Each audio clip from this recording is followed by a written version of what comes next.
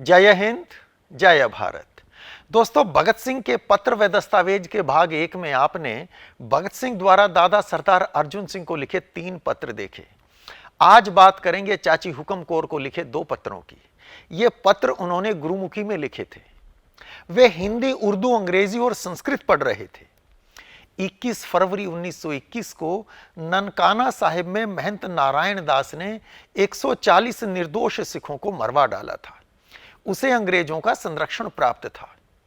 इस नरसंहार के विरुद्ध पंजाब में जबरदस्त आंदोलन हुआ था और इसका असर भगत सिंह पर भी पड़ा था। उन्होंने पंजाबी लिखना पढ़ना शुरू कर दिया था। तब नई नई सीखी टूटी फूटी पंजाबी में छोटी चाची हुक्म कौर को पत्र लिखे। उनके 2 चाचा थे, अजीत सिंह और स्वर्ण सिंह, और तीनों ही भाई आजादी के सिपाही थे। पिता किशन सिंह, चाचा अजीत सिंह और स्वर्ण सिंह। जेल में मिली असीम यातनाओं के कारण छोटे चाचा स्वर्ण सिंह को तपेदिक हो गया था, जिससे उनकी मृत्यु हुई। उनकी पत्नी हुक्म कौर को भगत सिंह ने ये 2 पत्र लिखे थे। पहला पत्र लाहौर से 24 अक्टूबर 1921 को लिखा गया। हालांकि पत्र का संदेश गुरुमुखी में था, पर एड्रेस उर्दू में लिखा गया और एड्रेस में जिला लायलपुर अंग्रेजी में लिखा था। इस पत्र की शुरुआत भी ओम के साथ होती है और आगे भगत सिंह लिखते हैं, मेरी प्रिय चाची जी नमस्ते। मैं जलसा देखने के लिए लायलपुर गया था। मुझे गांव आना था, लेकिन बापूजी ने मना कर दिया था, इसलिए मैं गांव नहीं आया। मुझे माफ करना यदि कोई भूल हो गई हो। चाचा जी का चित्र बन गया है, मुझे साथ ही लाना था, लेकिन तब तक वह पूरा नहीं हुआ था, इसलिए माफ करना। जवाब जल्दी देना। बड़ी चाची जी को मत्था टेकना, माता जी को भी मत्था टेकना। कुलबीर और कुलतार को नमस्ते। आपका पुत्र भगत सिंह। दोस्तों, इस पत्र से कई महत्वपूर्ण संदेश मिलते हैं। एक तो यह कि 14 वर्ष की आयु में भगत सिंह असहयोग आंदोलन में भाग ले रहे थे, वे जलसों में जा रहे थे। दूसरा यह कि चाचा स्वर्ण सिंह का चित्र बनवा रहे थे, जिसका चाची को इंतजार था। छोटे भाई कुलबीर और कुलतार गांव में दादा दादी चाचियों के साथ हैं।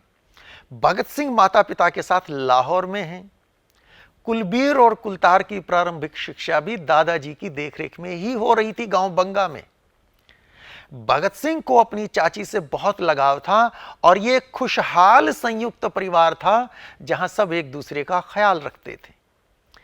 भगत सिंह द्वारा चाची हुक्म कौर को लिखा एक और पत्र उपलब्ध है। यह भी गुरुमुखी में है और तारीख है 15 नवंबर 1921।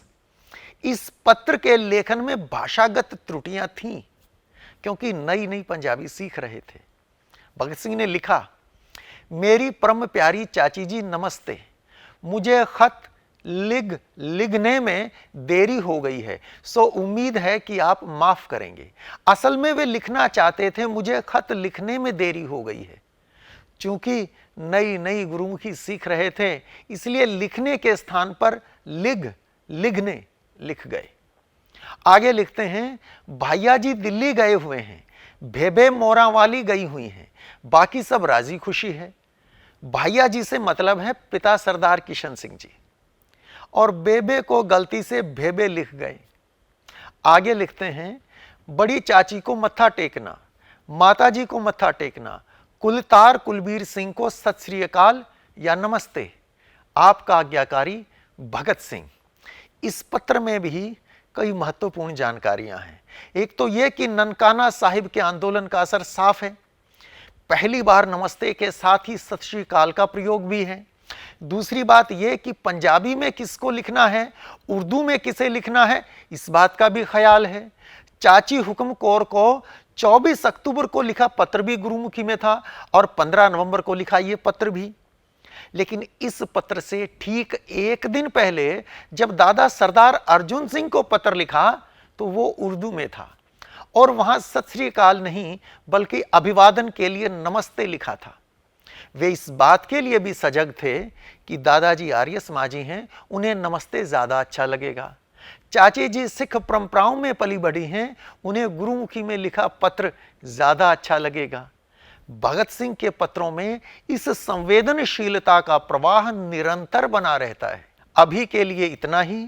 अगली बार बात करेंगे उस ऐतिहासिक पत्र की जो उन्होंने घर छोड़ने से पहले पिता सरदार किशन सिंह जी को लिखा था। भगत सिंह के बचपन, पालन पोषण और उनके प्रवेश से संबंधित यह जानकारी कैसी लगी कमेंट बॉक्स में लिखकर जरूर बताइएगा। बहुत बहुत धन्यवाद। जय हिंद, जय भारत।